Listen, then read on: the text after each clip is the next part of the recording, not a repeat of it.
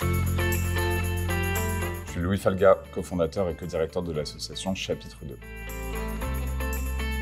Chapitre 2 est une association qui soutient et accompagne des jeunes en situation de vulnérabilité qui ont entre 14 et 25 ans et qui en général sont pris en charge ou issus d'un parcours de prise en charge en protection de l'enfance. Et nous, on travaille l'autonomie de ces jeunes. On va travailler l'insertion sociale au sens large, on va travailler les compétences psychosociales, mais on fait aussi du travail social, notamment pour des jeunes qui sortent de l'aide sociale à l'enfance en difficulté pour travailler l'autonomie et l'accès à l'insertion.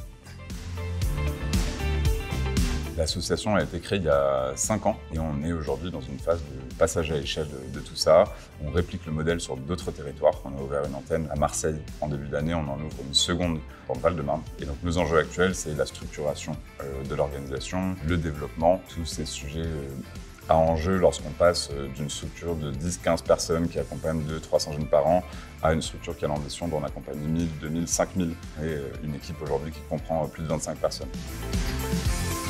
Le programme Réplique nous aide vachement. Il y a déjà le soutien financier qui est essentiel lorsqu'on est dans une logique de développement, mais c'est pas que ça. Le fait d'être soutenu par une organisation qui est constituée d'entrepreneurs, et ça on le ressent vraiment dans les échanges qu'on a eus avec les professionnels d'Axtom. Chaque directeur d'une région est un entrepreneur, a connu cette expérience de l'entrepreneuriat, de structuration. Tous sont source de conseils absolument précieux pour le moment et ça c'est très riche.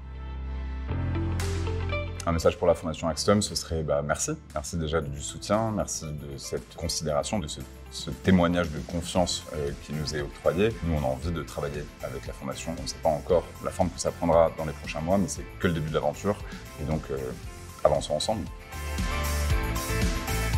Mon talent caché, je dirais que c'est que je communique avec les animaux. C'est ma copine qui me dit ça. J'ai une capacité à comprendre et être empathique vis-à-vis des animaux domestiques, notamment les chats et les chiens, qui est assez rare, je pense.